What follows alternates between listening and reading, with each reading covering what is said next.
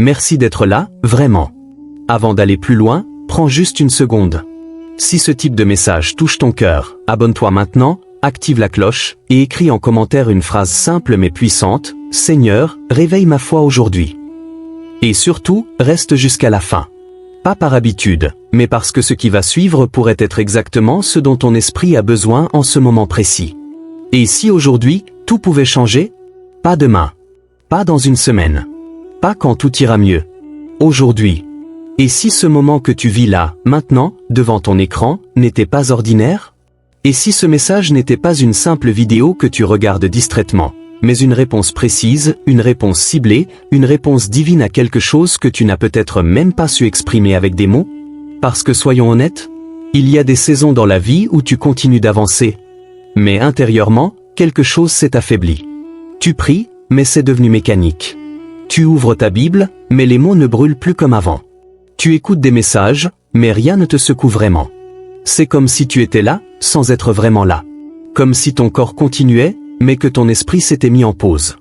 Et peut-être que tu ne l'as jamais dit à personne. Peut-être que tu souris devant les autres. Mais au fond de toi, tu sais. Quelque chose a changé. La passion que tu avais n'est plus la même. La faim spirituelle que tu ressentais s'est atténuée. Cette proximité avec Dieu semble plus distante. Et le plus troublant dans tout ça, c'est que ça ne s'est pas produit brusquement. Non. C'est venu lentement. Silencieusement. Presque imperceptiblement.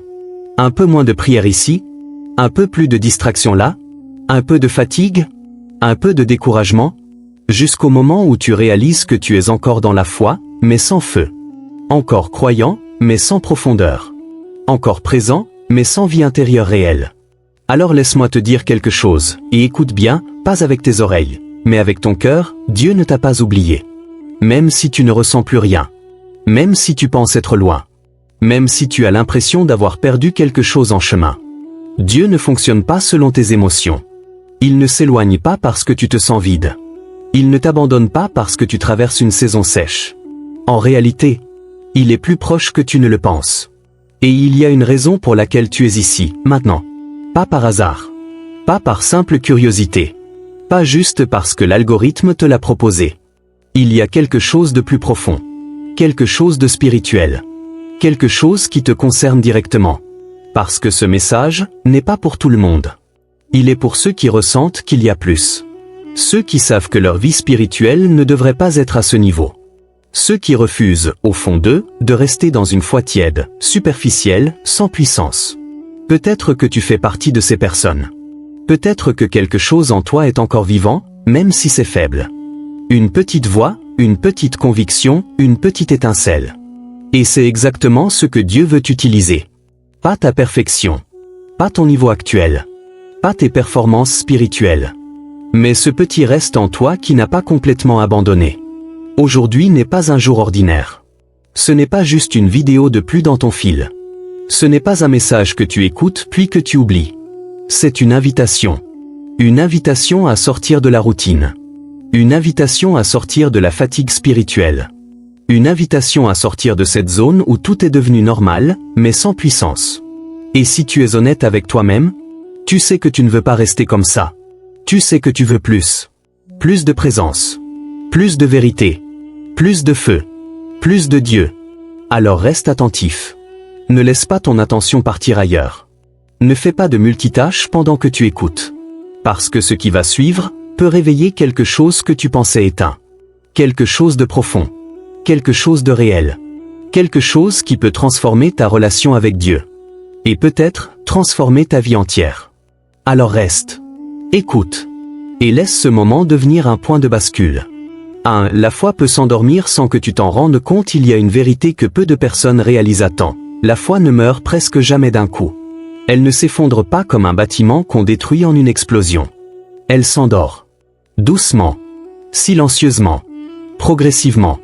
Au début, tu ne remarques rien. Tu es toujours là. Toujours croyant. Toujours engagé, du moins en apparence. Tu pries encore, mais c'est plus court. Tu lis encore la parole, mais sans profondeur. Tu écoutes encore des messages, mais ils ne te traversent plus. Et ce qui est dangereux, ce n'est pas ce que tu fais. C'est ce que tu ne ressens plus. Avant, ta foi te poussait. Aujourd'hui, Tu dois te forcer. Avant, tu avais soif. Aujourd'hui, tu es juste habitué.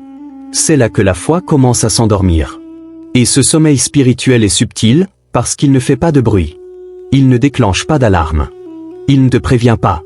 Il te laisse continuer, mais sans vie intérieure réelle. Les distractions jouent un rôle énorme dans ce processus. Pas forcément des choses mauvaises. Juste, des choses qui prennent trop de place. Ton attention est constamment sollicitée. Ton esprit est occupé. Ton cœur est dispersé. Et sans t'en rendre compte, ce qui nourrissait ta foi passe en second plan. Puis viennent les déceptions. Tu as prié pour quelque chose, et rien ne s'est passé. Tu as cru en une promesse, mais elle tarde. Tu as fait confiance, et tu as été blessé. Alors, inconsciemment, tu ajustes ton cœur. Tu crois encore, mais moins fort. Tu espères encore, mais avec réserve. Tu t'engages encore, mais sans te donner entièrement. C'est une forme de protection.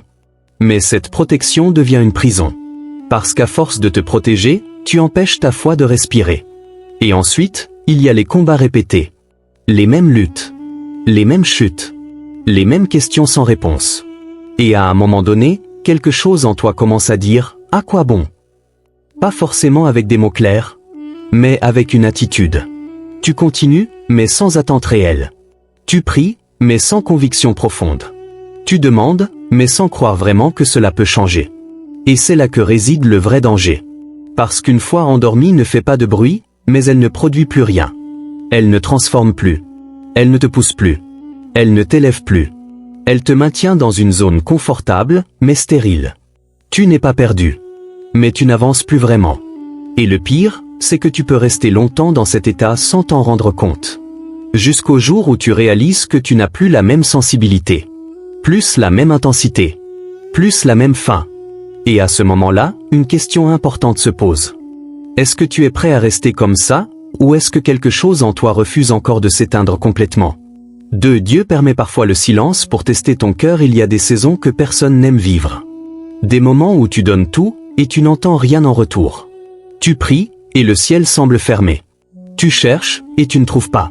Tu attends, et rien ne change. Ce silence peut être déroutant. Parce qu'il ne correspond pas à ce que tu attends de Dieu. Tu t'attends à des réponses. À des signes. À des confirmations.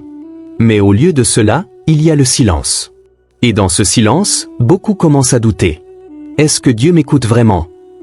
Est-ce que j'ai fait quelque chose de mal? Pourquoi rien ne bouge? Mais ce que tu dois comprendre, c'est que le silence de Dieu n'est pas un rejet. Ce n'est pas une absence. C'est souvent une stratégie. Un espace dans lequel quelque chose de plus profond est en train de se construire. Parce que tant que tu reçois des réponses immédiates, ta foi dépend des résultats. Mais quand Dieu se tait, ta foi est confrontée à sa vraie nature. Est-ce que tu crois seulement quand tu vois? Ou est-ce que tu crois même quand tu ne vois rien? Le silence révèle la qualité de ta foi. Il enlève les béquilles émotionnelles. Il enlève les confirmations constantes. Il enlève les signes visibles. Et il te laisse avec une seule chose, ta décision de croire. C'est dans ces moments que beaucoup abandonnent. Pas parce qu'ils ne croient plus en Dieu, mais parce qu'ils ne supportent pas de ne pas comprendre. Le silence est inconfortable. Il te met face à toi-même. Il expose tes attentes. Il révèle tes limites. Mais c'est aussi dans ce silence que les racines deviennent profondes. Un arbre qui reçoit de l'eau tous les jours en surface développe des racines superficielles. Mais un arbre qui doit aller chercher l'eau en profondeur devient solide. C'est exactement ce que Dieu fait avec ta foi. Il t'emmène dans des saisons où tu dois creuser plus profondément. Où tu dois croire sans voir. Où tu dois persévérer sans ressentir. Où tu dois rester fidèle sans récompense immédiate. Et c'est là que se forment les croyants solides. Pas ceux qui dépendent des émotions. Pas ceux qui avancent seulement quand tout va bien. Mais ceux qui tiennent, même dans le silence. Ceux qui continuent, même dans l'incompréhension. Ceux qui restent, même quand rien ne semble répondre. Parce qu'au fond, ils ont compris quelque chose. Dieu n'est pas obligé de parler pour être présent. Dieu n'est pas obligé d'agir immédiatement pour être fidèle. Et parfois, le silence est en train de produire en toi une maturité que les réponses rapides n'auraient jamais pu créer. 3. La foi véritable ne dépend pas des émotions. Il y a une confusion très répandue dans la vie spirituelle. Beaucoup associent la foi à ce qu'ils ressentent. Quand ils ressentent la paix, ils disent « j'ai la foi ». Quand ils ressentent la joie, ils disent « Dieu est là ». Quand ils ressentent quelque chose de fort, ils pensent être proches de Dieu. Mais dès que ces émotions disparaissent, tout change. Ils commencent à douter, à se questionner, à se sentir loin, comme si Dieu était parti. Mais la vérité est différente. Les émotions sont instables. Elles varient selon les circonstances, la fatigue, les situations. La foi, elle, est censée être stable. Elle ne repose pas sur ce que tu ressens, mais sur ce que tu choisis de croire. Et c'est là que beaucoup sont déstabilisés. Parce qu'ils entrent dans des saisons où ils ne ressentent plus rien. Plus de frissons. Plus de motivation. Plus de sensation de présence. Juste, le vide. Et dans ce vide, deux choix apparaissent, abandonner ou continuer. La foi véritable choisit de continuer. Pas parce que c'est facile, mais parce que c'est réel. Quand tout est sec, la foi reste. Quand tout est confus, la foi persiste. Quand tout semble bloqué, la foi avance quand même. Et elle dit quelque chose de simple, mais puissant, je crois, même maintenant. Même sans réponse. Même sans signe. Même sans émotion. C'est cette foi-là qui traverse les tempêtes. Pas celle qui dépend de l'ambiance. Pas celle qui dépend de l'environnement. Mais celle qui est enracinée profondément. Une foi qui ne fluctue pas selon les hauts et les bas. Une foi qui ne disparaît pas quand les choses deviennent difficiles. Une foi qui tient, même quand tout pousse à abandonner. Parce qu'au final, la vraie foi n'est pas un sentiment. C'est une position intérieure. Une décision ferme. Un ancrage. Et peut-être que là, maintenant, tu ne ressens pas grand-chose. Peut-être que tu es dans une saison sèche. Peut-être que tout semble lourd, lent, silencieux. Mais si tu choisis de croire malgré tout, alors ta foi n'est pas faible. Elle est en train de devenir authentique. 4. Ce que tu nourris détermine la force de ta foi. Imagine un instant ton cœur comme un terrain. Pas un terrain neutre. Pas un espace vide. Un terrain vivant. Chaque pensée que tu acceptes, chaque parole que tu écoutes, chaque contenu que tu consommes, chaque conversation que tu entretiens, tout cela est une semence. Et que tu le veuilles ou non, quelque chose pousse. La question n'est donc pas, est-ce que quelque chose grandit en moi?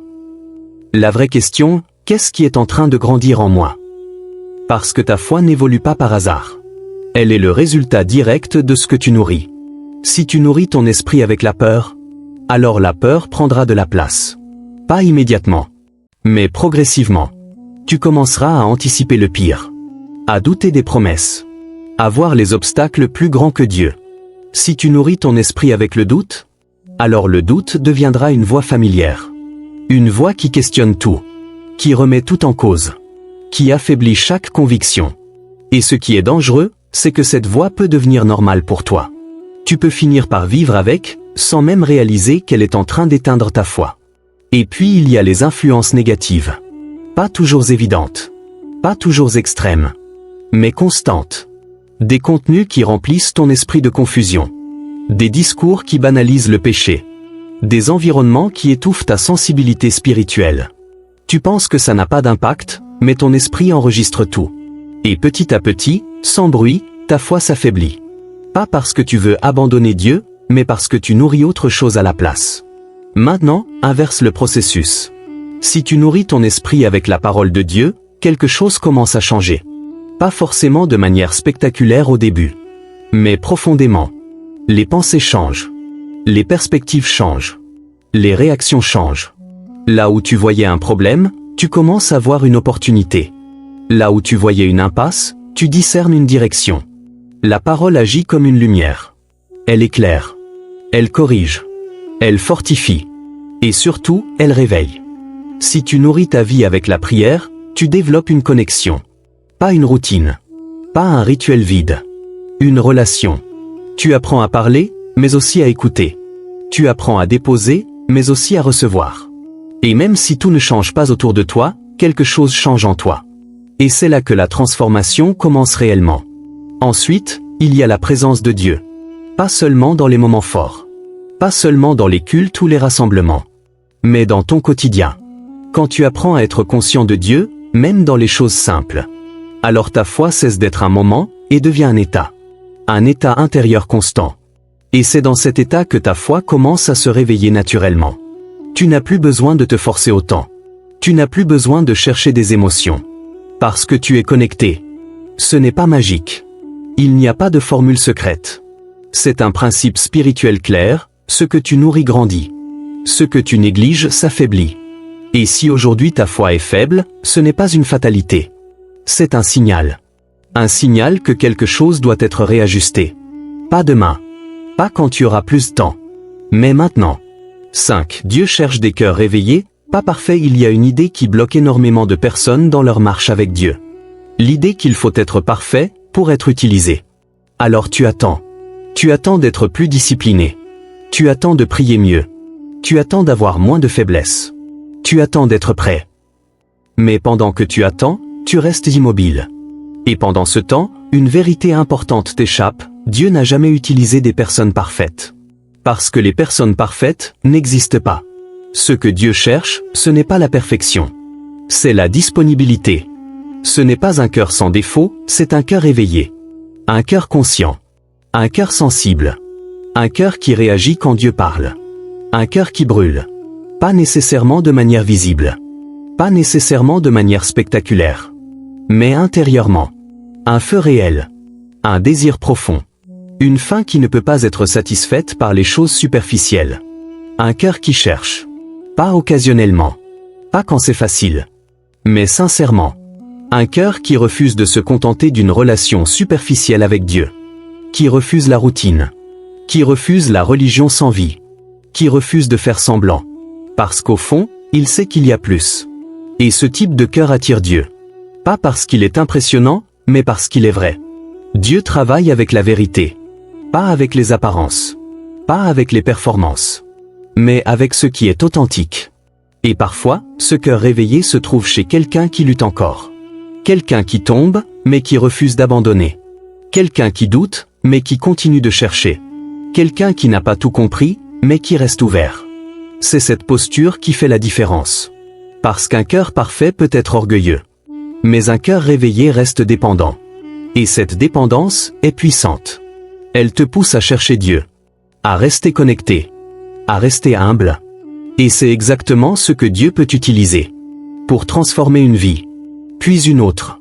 Puis une génération. Ne sous-estime jamais ce qu'un cœur réveillé peut produire. Pas à cause de sa force, mais à cause de ce que Dieu fait à travers lui. Alors arrête d'attendre d'être parfait. Arrête de te comparer. Arrête de te disqualifier. La vraie question n'est pas « Est-ce que je suis parfait ?» mais « Est-ce que mon cœur est réveillé ?» 6. Le réveil commence par une décision personnelle. Il y a quelque chose que beaucoup attendent, sans jamais le vivre. Le réveil. Un mouvement puissant. Une transformation visible. Un changement radical. Alors ils regardent autour d'eux. Ils attendent un événement. Une conférence. Un moment spécial. Ils espèrent que quelque chose d'extérieur va déclencher quelque chose d'intérieur. Mais la réalité est différente. Le réveil ne commence pas dans une foule. Il ne commence pas sur une scène. Il ne commence pas dans un grand rassemblement. Il commence dans le secret. Dans un moment que personne ne voit. Un moment de vérité. Un moment où tu es face à toi-même, sans masque, sans distraction, sans excuse. Et dans ce moment, une question se pose, est-ce que je veux vraiment plus? Pas en parole. Pas en théorie. Mais en réalité. Parce que vouloir plus a un coût. Cela demande de sortir de certaines habitudes. De lâcher certaines distractions. De changer certaines priorités. Et tout le monde n'est pas prêt à faire ça. Mais ceux qui le sont, vivent quelque chose de différent. Tout commence par une décision. Pas une émotion. Pas une motivation passagère. Une décision. Claire. Ferme. Personnelle. Seigneur, je veux plus. Pas pour impressionner. Pas pour suivre une tendance. Mais parce que ton cœur le réclame. Et cette décision, même si elle semble simple, est puissante. Parce qu'elle ouvre une porte. Une porte vers une nouvelle dimension. Pas instantanément. Pas automatiquement. Mais réellement. À partir de ce moment, tes choix commencent à changer. Ta manière de penser évolue. Ta sensibilité augmente. Tu deviens plus conscient de ce qui nourrit ta foi, et de ce qui la détruit. Et progressivement, le réveil commence. Pas comme un événement spectaculaire. Mais comme un feu intérieur. Un feu qui grandit. Un feu qui purifie. Un feu qui transforme. Et ce feu commence toujours au même endroit, dans une décision personnelle. Pas demain. Parce que demain est souvent une illusion. Pas plus tard. Parce que plus tard devient facilement jamais. Mais aujourd'hui. Maintenant. Dans cet instant précis. Où tu peux choisir. Pas parfaitement. Pas complètement. Mais sincèrement. Seigneur, je veux plus. Personne avec les mains jointes. Invocation finale. Seigneur Dieu Tout-Puissant, je viens devant toi aujourd'hui, pas avec des mots parfaits, mais avec un cœur réel. Un cœur qui reconnaît qu'il a besoin de toi. Un cœur qui ne veut plus faire semblant. Un cœur qui a soif, même s'il ne sait plus toujours comment exprimer cette soif. Seigneur, tu vois ce que personne ne voit. Tu connais les zones de fatigue en moi. Tu connais les combats silencieux. Tu connais les moments où ma foi a vacillé, où mon espérance s'est affaiblie, où ma passion s'est refroidie. Et aujourd'hui, je viens sans masque. Si ma foi s'est affaiblie, ravive-la. Pas superficiellement. Pas temporairement. Mais profondément. Durablement. Rallume en moi ce qui s'est éteint. Réveille ce qui s'est endormi. Réactive ce que j'ai laissé s'éteindre par négligence, par distraction ou par découragement. Seigneur, si je suis devenu tiède, secoue-moi. Sors-moi de cette zone confortable mais dangereuse. Délivre-moi de cette foi sans feu, de cette routine sans vie, de cette relation sans profondeur. Je ne veux plus te chercher par habitude. Je veux te chercher par conviction. Brise toute routine spirituelle dans ma vie. Tout ce qui est devenu mécanique, tout ce qui est devenu vide. Tout ce qui est devenu une simple répétition sans connexion réelle. Brise cela. Et remplace-le par quelque chose de vivant. Allume en moi un feu nouveau. Pas un feu émotionnel qui disparaît, mais un feu spirituel qui demeure. Un feu qui brûle même dans le silence. Un feu qui persiste même dans l'épreuve. Un feu qui ne dépend pas des circonstances. Seigneur, donne-moi la fin de ta parole. Pas une lecture rapide, pas une approche superficielle. Mais une vraie fin. Une fin qui me pousse à chercher. Une fin qui me pousse à comprendre. Une fin qui me pousse à méditer, à appliquer, à vivre ce que tu dis. Que ta parole devienne vivante en moi. Qu'elle transforme ma manière de penser. Qu'elle renouvelle ma vision. Qu'elle façonne mon cœur. Donne-moi aussi la passion de ta présence. Pas seulement dans les moments publics, mais dans le secret. Apprends-moi à te désirer, à te chercher, à apprécier ces moments où il n'y a que toi et moi. Que ta présence ne soit plus une option, mais une nécessité. Seigneur, je refuse de rester le même. Je refuse de continuer avec une foi faible. Je refuse de m'installer dans la tiédeur. Je refuse de vivre une vie spirituelle limitée, alors que tu m'appelles à plus. Transforme-moi. Pas extérieurement seulement, mais intérieurement. Dans mes pensées. Dans mes motivations. Dans mes priorités. Renouvelle-moi. Là où je suis fatigué, fortifie-moi. Là où je suis confus, éclaire-moi. Là où je suis faible, relève-moi. Et surtout, utilise-moi. Même si je ne suis pas parfait. Même si je suis encore en chemin. Même si je ne comprends pas tout. Prends ma vie telle qu'elle est, et fais en quelque chose qui te glorifie. Fais de moi un instrument entre tes mains. Un canal de ta lumière. Un témoin de ta puissance. Seigneur, que ce moment ne soit pas juste un instant, mais un point de départ. Un moment où quelque chose change réellement. Un moment où ma foi se réveille. Un moment où je reviens à toi, pleinement. Au nom de Jésus, Amen. Étincelle conclusion, ce n'est pas juste une suite de phrases motivantes, ni une réflexion spirituelle de plus. C'est une invitation. Une invitation claire. Une invitation directe. Une invitation personnelle. Parce qu'au fond, ce message te concerne. Il ne PCE que tu viens d'entendre, ce n'est pas simplement un discours. Parle pas à une foule abstraite. Il parle à toi. À ta situation. À ton état intérieur. À ce que tu vis, même si personne d'autre ne le voit. Et maintenant, il y a un choix. Pas un choix compliqué. Pas un choix théorique. Un choix simple, mais déterminant. Continuer comme avant, ou répondre à cet appel. Parce que la réalité, c'est que beaucoup entendent, mais peu répondent. Beaucoup ressentent quelque chose sur le moment, mais retournent rapidement à leurs habitudes. Et sans décision, rien ne change. Mais toi, tu peux faire quelque chose de différent. Tu peux décider que ce moment ne sera pas oublié. Tu peux décider que ce message ne sera pas juste inspirant, mais transformateur. Parce que le réveil que tu attends, n'est pas aussi loin que tu le penses. Il ne dépend pas d'un événement extérieur. Il ne dépend pas d'une personne. Il ne dépend pas d'une circonstance parfaite. Il commence à l'intérieur. Dans une prise de conscience. dans une décision, dans une ouverture réelle à Dieu. Sortir de la tiédeur, ce n'est pas un slogan. C'est un processus, un repositionnement, un retour à l'essentiel.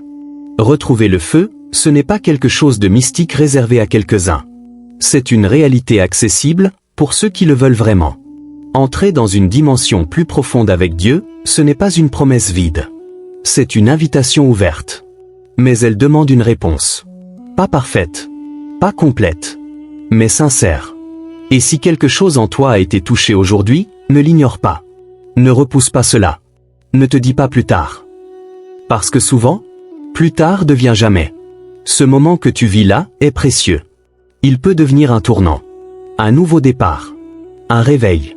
Pas spectaculaire, mais réel. Et parfois, c'est exactement comme ça que tout commence. Haut-parleur public APPL à l'action, CTA, si ce message t'a parlé, alors ne reste pas passif. Pose un acte. Un acte simple, mais significatif. Abonne-toi maintenant à Voix du Réveil Global, ce n'est pas juste pour suivre une chaîne. C'est pour t'exposer régulièrement à des messages qui nourrissent ta foi, qui réveillent ton esprit et qui te poussent à aller plus loin avec Dieu. Active la cloche parce que dans un monde rempli de distractions, tu as besoin de rappels spirituels. Des moments où tu t'arrêtes pour te reconnecter à l'essentiel. Écris en commentaire, je choisis de réveiller ma foi aujourd'hui pas pour faire comme les autres, mais pour marquer une décision. Une décision visible. Une déclaration personnelle. Quelque chose que tu écris et que tu assumes. Partage cette vidéo à quelqu'un qui traverse une saison difficile. Quelqu'un dont la foi s'est affaiblie. Quelqu'un qui a besoin d'être réveillé, mais qui ne le sait peut-être pas encore. Parce que ce message ne doit pas s'arrêter à toi. Il y a des vies qui peuvent être touchées. Des cœurs qui peuvent être relevés. Des personnes qui peuvent retrouver le chemin. Et toi, tu peux être un instrument pour cela. N'oublie pas, notre mission n'est pas juste de publier du contenu. C'est de réveiller une génération. Une génération qui ne se contente pas du minimum. Une génération qui refuse la tiédeur. Une génération qui cherche Dieu avec sincérité, avec passion, avec profondeur. Et si tu es encore là, jusqu'à maintenant, alors il y a de fortes chances que tu fasses partie de cette génération.